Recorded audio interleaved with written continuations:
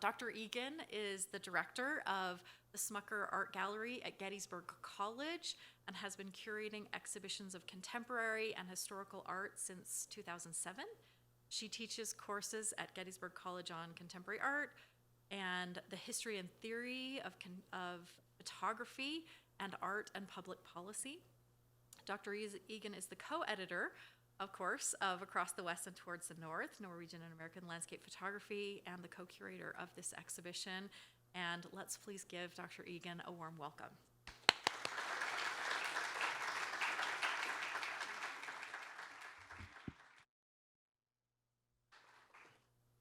Wow, oh my gosh, this is a many, many years coming, so I'm so thrilled to be here.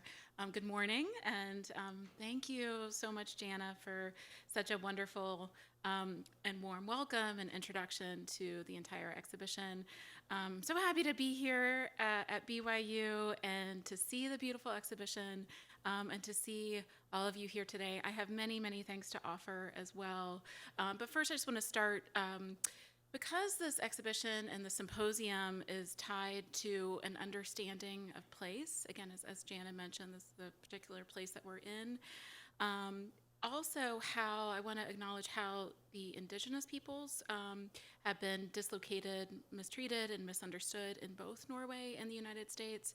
So I want to acknowledge the significance of where we are right now, and that BYU sits on the traditional and ancestral homelands of the Ute, the Paiute, and the Shoshone peoples, and that the state of Utah is home to 8 distinct tribal nations. And I respect that Utah's indigenous peoples are the original stewards of this land, and I'm grateful for this opportunity to reflect on that history and to gather here today.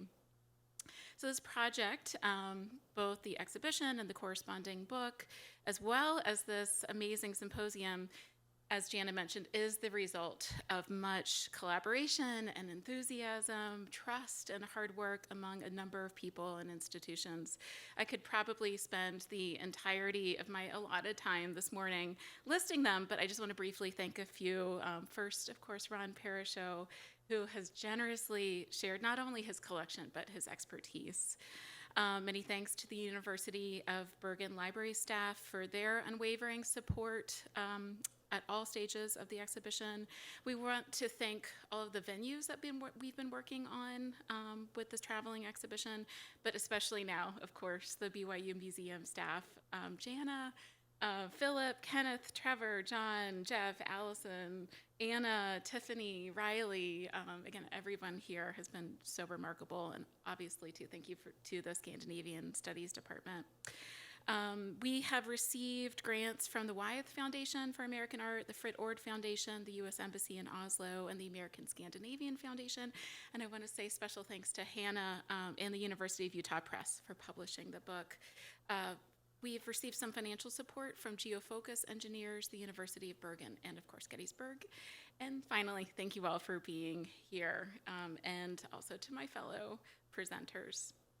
So I've titled today's paper, The Prospects of Across the West and Toward the North, to consider the different uses of the word prospects, which prospect is used frequently in Norway to denote a landscape view.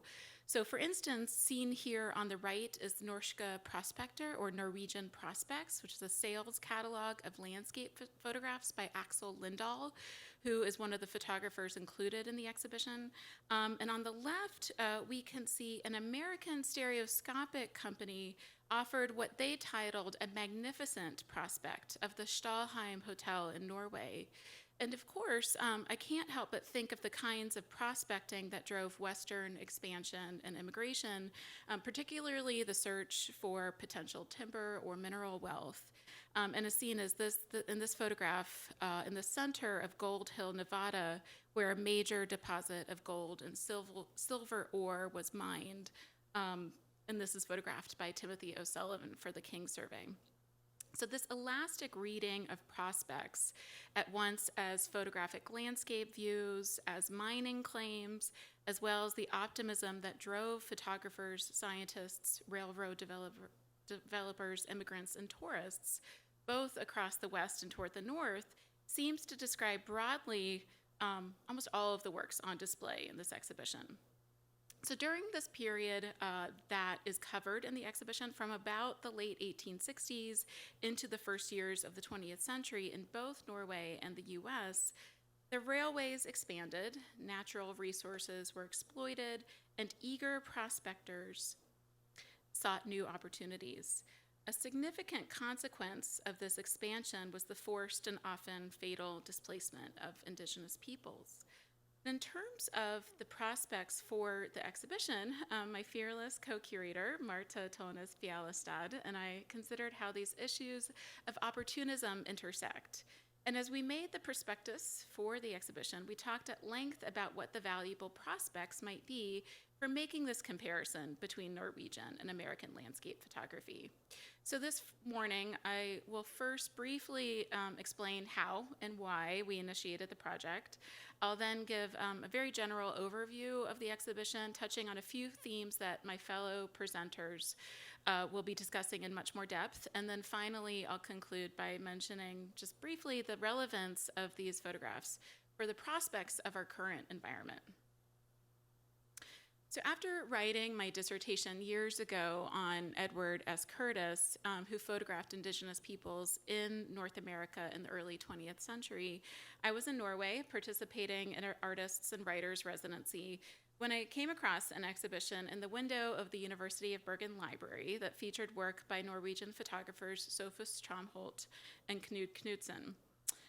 I was struck immediately both by how compelling and beautiful the photographs were, but also because they seemed to be somewhat similar in subject and style to Curtis's photographs. And here you can see two examples of Curtis's work, his striking portrait, and an interest in how this Pima home in the lower left is situated within the landscape. And on the right, we see photographs of the indigenous Sami by Knudsen and Tramholt. Marta, then the director of the picture collection, was also in the beginning stages of writing a book about Tramholt and also had some of the same interests and questions about representations of indigenous peoples by non-native photographers, as well as national histories of landscape photography. And as we began to talk, we were struck by the many visual and thematic similarities that were seemingly at odds with the disparities among the photographers' backgrounds and the two nations' histories.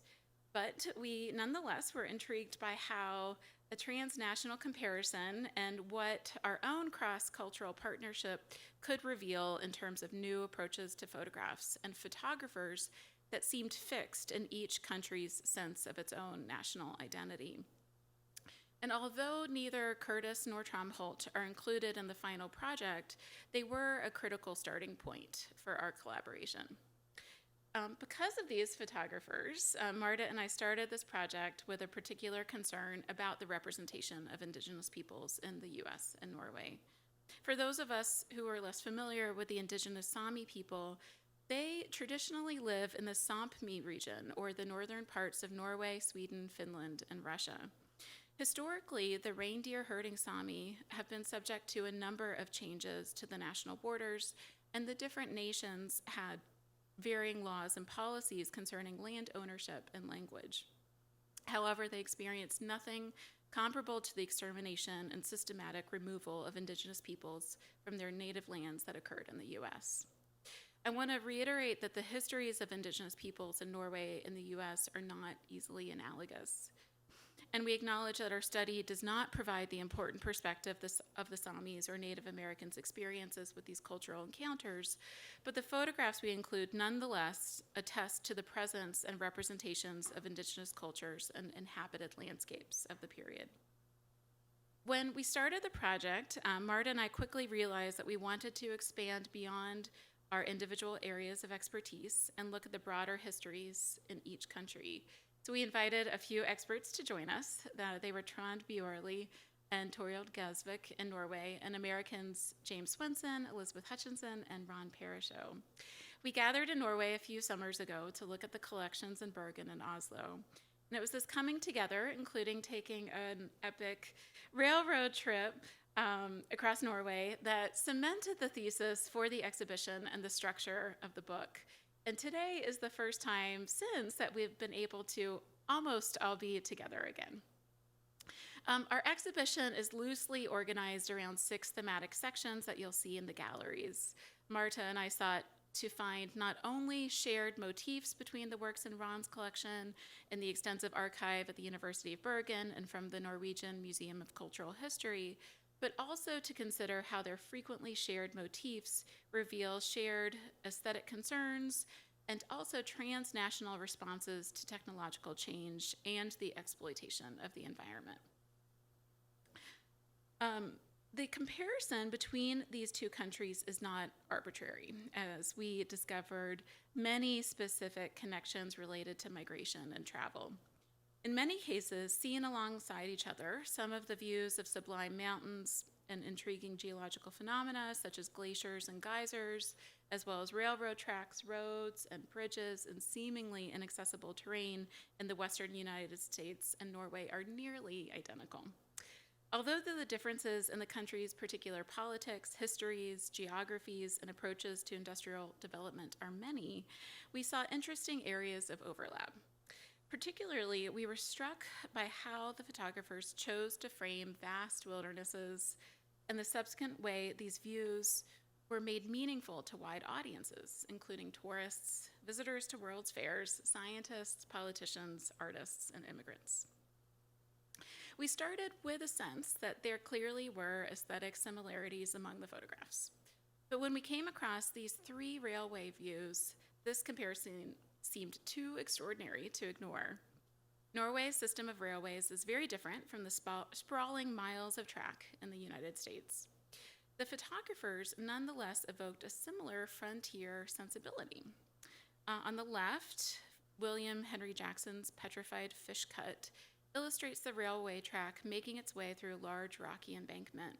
It's almost identical to Axel Lindahl's Vasabanen on the right, as well as to Knudsen's photograph of the same location. While Lindahl situated his camera on the railroad track, Knudsen moved to the right and also captured the telegraph line that makes its way from the hanging rock at the center of the composition and out of the frame. Knudsen also included wooden fences and other built interferences in the landscape, wooden poles, rocks rearranged to keep the embankment steady, and the continuation of the telegraph line to another rock further down the track. American railroad photographs most often are interpreted in relation to increased access and exploitation of the West, and accessibility is the dominant narrative in Norwegian photographs. Moreover, each photograph champions the abilities of the railroad engineers and workers who blasted through rock and built infrastructure in phenomenally rugged landscapes. A discussion of the railway, particularly the labor required to complete the dangerous tasks of blasting tunnels and laying track, cannot be separated from larger issues of class and race. The most significant distinguishing factor between railway construction in the U.S. and Norway is the systematic removal of and violence toward Native Americans living in the path of the railway. 19th century railway routes in Norway did not extend north of Trondheim, and as such, the railway did not affect Norway's indigenous population with the same severity as experienced by Native Americans here. But travel by boat brought the major Norwegian photographers, including Knud Knudsen, Anders Bjerre Vilse, Marcus Selmer, and Axel Lindahl, among many tourists, scientists, missionaries, and other visitors, to northern Norway for encounters with Sami.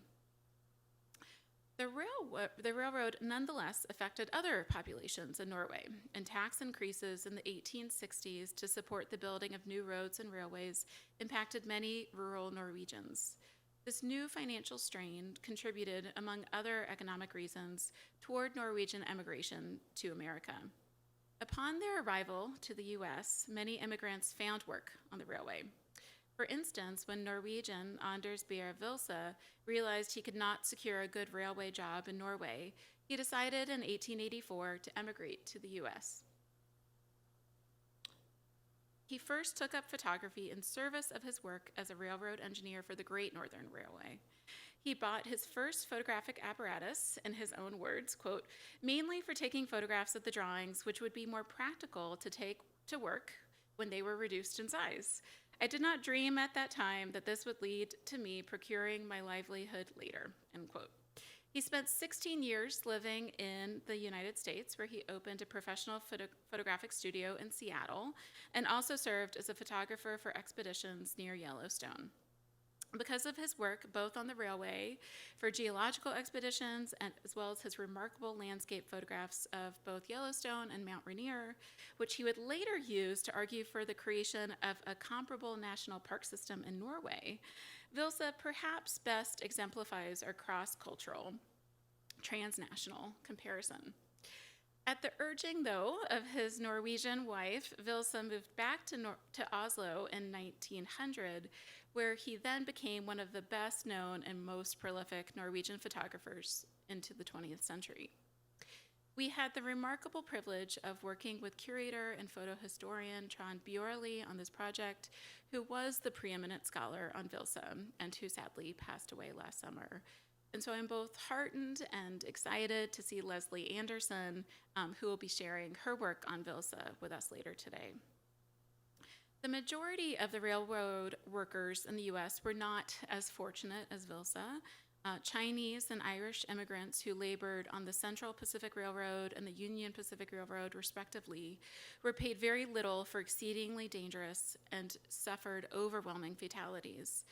Thousands of Latter-day Saints, many of whom were Scandinavian immigrants, as Jana mentioned, also worked as laborers on the Transcontinental Railroad. Charles Savage, who was a devout Mormon and official Union Pacific Railroad photographer, and perhaps arguably one of the most important photographers of the American West, whose photograph is seen here in the upper left, was aware of these issues among immigrant laborers. Savage is perhaps best known as one of the three photographers who documented the joining of the Transcontinental Railway at Promontory in 1869. The photograph by Savage here on the left parallels Vilsa's shared interest in the efforts to construct track in places where weather and topography make travel nearly impossible. After taking this photo, seen here on the right, and many others of the railway in the U.S., Vilsa later provided an outstanding pictorial account of the construction of the railroad between Oslo and Bergen, as he captured the rotary snowplow clearing the track, seen here on the lower left. The railroad made possible increased prospects for tourism, and whether or not tourists made their way to these scenic locations, the photographers were keenly aware of how to bring the viewers to international armchair travelers. We're now looking here on the left at Edward Muybridge's photograph Wildcat Falls, Valley of the Yosemite, where a waterfall rushes toward the foreground. The photographer must have been perched precariously on one of the well-worn rocks that frame the falls. Two wooden footbridges allow for safe passage across and a thrilling look at the cascading water below. In Norway, photographer Knut Knutsen captured a nearly identical scene from a similarly low vantage point. The viewer peers up at a young man leaning on a wooden footbridge spanning the Slettefoss and waterfall in Romsdalen. The speed of the water was too great for Muybridge's and Knutsen's glass plates and cameras, so the falls appear in each photograph as a vaporous, hazy blur. And of course, this was taken before Muybridge figured out how to stop movement in his better-known animal locomotion studies. When Muybridge photographed Yosemite with a mammoth plate camera in 1872, landscape architect Frederick Law Olmsted, who was appointed to draft a plan for Yosemite as a park, asserted that, quote, visitors have already come from Europe expressly to see Yosemite and experience its deepest sublimity, end quote. With analogous fulsome language, Scottish traveler William Banks wrote about Romsdalen, the location of Knutsen's photograph, in his 1880 travel book to Iceland and Norway. He wrote that he, quote, strolled on afterwards to the Slettefoss, where the river Rauma precipitates itself through a narrow gorge and forms one of the finest waterfalls of the second magnitude, end quote. In their promotion of these locations as spots for travelers from far away, Olmsted and Banks, like Muybridge and Knutsen, were all part of a burgeoning tourism industry. And yet many of their readers and viewers may not have had the chance to encounter these rushing waterfalls and narrow gorges in person. As man-made interventions in the landscape that made nearness to the falls possible, the bridges in Muybridge's and Knutsen's images like the photographer's own practices, provide a dramatic proximity to a remote spot. These photographs, especially when the photographer positions himself in the midst of the falls, offers a new means of vicarious travel and exploration. But again, I want to be mindful of who was omitted from these pictures and this promotion, particularly the Southern Sierra Miwok people who were the original inhabitants of Yosemite and its surroundings. The notion of manifest destiny, understood as the conquering of the American West by white settlers with the claim to divine sanction, has been the common narrative in the creation and reception of much American landscape imagery. The photographic surveys and expeditions westward coincided with greater territorial expansion and increasing statehood in the West, as well as an effort to establish a sense of Americanness, notably at the expense of Native American lives, lands, and human rights. Norway experienced a definitive nationalist movement between 1814, when Norway ceded from Denmark and established a constitution, and 1905, when it became an independent country.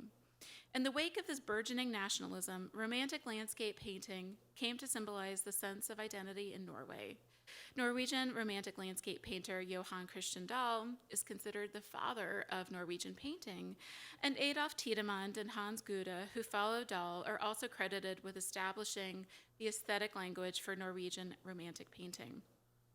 Seen here in the lower left is Tiedemann and Gude's best-known work, a collaborative painting of a bridal party on the Hardangerfjord that mimics Dahl's approach to the landscape and offers a romantic view of the mountains, glassy fjords, and an idealized peasantry. American landscape painting, as seen in Albert Bierstadt's Merced River Yosemite Valley, follows similar motifs of the Romantic sublime. Much previous scholarship on American art has focused on how landscapes reveal particularly American ideologies of expansion, the seeming availability of unoccupied frontiers, and the splendor of America's majestic mountains. In Bierstadt's painting, a group of indigenous figures can be seen in the foreground, and they've typically been interpreted in terms of the vanishing race ideology. In other words, Bierstadt's inclusion of these native people signaled that this landscape was already of the past. And although Carlton Watkins, whose work you can see in the exhibition, rarely included figures in his photographs, it is known that Bierstadt was inspired by Watkins's earlier images of Yosemite. And despite the dissimilar details of the particular subjects, the paintings here can be seen as participating in an effort to define ostensibly unique national identities. In contrast to painting, which doesn't always demand the artist's presence at the scene, the photographers demonstrate both the physical prowess necessary to climb the mountain and the artistic savvy to skillfully capture a prospect that captures notions of the divine. The photographers often incorporated figures in the landscape, perhaps to mimic early 19th century landscape painting, particularly the romantic motif of the Rückenfigur seen in Caspar David Friedrichs' paintings. And like Friedrichs' figures, these solitary spectators function as proxies for the viewer and instruct us on where and how to look at a sublime view. The people in the pictures offer a kind of meditative encounter with the natural world. And as in Friedrichs' paintings, these photographs with their lonely wanderers seem to reflect a romantic belief in how this experience in nature invokes the sublime. So in contrast to the sense of the infinite and timelessness suggested by the grandest landscape paintings, photography often assumes an immediacy and presentness of the photographer's experience that is passed along to its viewer. With the sense of a real physicality and attachment to truth in mind, the people in the landscape also function as scientific markers. They establish a sense of scale in the vast terrain. They provide a way to gauge the height of mountains, the expanse of canyons, the size of rocks, and the plumes of glaciers. And the figures are not just guides that mediate between the viewer and the scene, but suggest a more demanding and precarious relationship between the photographer and the mountaintop. And you'll see in James Swenson's book chapter and in his presentation later, a more thorough account of how masculinity was defined through such rugged, dangerous adventures. With James's research in mind, we also were very much aware of the gendered implications of these accounts of the physical difficulties of photographing and experiencing landscapes. And we sought to find as many photographs as we could that include women hikers, camera operators, and spectators in both Norwegian and American photographs. These women are exceptional in context with the masculine swagger that accompanies most accounts of travel across these landscapes. They're not alone. I want to note another notable exception is English writer and feminist Mary Wollstonecraft, who traveled through Norway alone and wrote a book about her adventure in 1796. But more common was the opinion of Geological Survey leader Clarence King, who denounced women who traveled to Yosemite Valley and believed that they could not adequately appreciate the landscape. Yeah. Knowing that most of the figures depicted in Western landscapes are men, it is perhaps surprising to see two women scrambling up the side of the rough rock formation in A.J. Russell's conglomerate peaks at Echo on the left. In a bright white billowing dress, and I think you can see her here. One woman facing Russell's camera cannot be seen as a Friedrich-inspired Rücken figure, standing in for a supposedly male viewer, but instead as a dynamic participant in this landscape. And women did, in fact, travel to the West as part of surveys, ethnological research trips, and as photographers. Likewise, women engaged with the Norwegian landscape as active photographers, tourists, and mountaineers, as seen here in this photograph by Knudsen on the right of a very well-known female mountaineer. I'm very mindful of the time and hope to talk a bit more about the themes and connections that we've discovered when we walk through the exhibition. But very briefly, I want to return to the idea of prospects and how landscapes are pictured and perceived as wildernesses that are at once restorative and also abundant with the possibility of exploitation and development. For example, each of these photographs, a coal mining town that popped up in Utah on the left and a timber factory in Norway, demonstrate that natural resources are not just significant to a nation's economic growth, but also can be tourist destinations in their own right. Russell's photo was published in a lavish album, The Great West Illustrated, which aimed to increase railway travel, and Lindahl's photo shows that this factory has touristic appeal to a very well-dressed couple. And so we are aware of how these early efforts to celebrate industrialization relate to today's rapidly changing environment, as well as to recent eco-critical approaches to the landscape. For a number of photographers in the exhibition, the link to current debates on land use and climate change is a direct one, as they are being utilized in a variety of re-photographic projects made in the context of art, science, or a combination of those, both in the US and Norway. The re-photographic project's efficacy is dependent upon the pairings of old and new, and these juxtapositions can be seen as parallel to the pairings of here and there of this project. And so very quickly, you see in Norway, Oscar Puschmann's use of Vilsa's photographs as his starting point, and Rick Dingus's photograph, which is made after A.J. Russell. And so over the years, we've had the pleasure of vicariously traveling to many of these places, near and far, past and present, especially when the pandemic forced most of us to be only armchair travelers. And through these beautifully remote landscapes across the West and toward the North, we have considered how wildernesses were imagined, resources were consumed, and tourists and immigrants followed new tracks. Now, the original photographs not only reveal the environmental consequences of these efforts and exploits, but they also serve as reminders of the precarious balance of nature and culture, in habitation and exploitation, conservation and destruction everywhere. Thank you very much.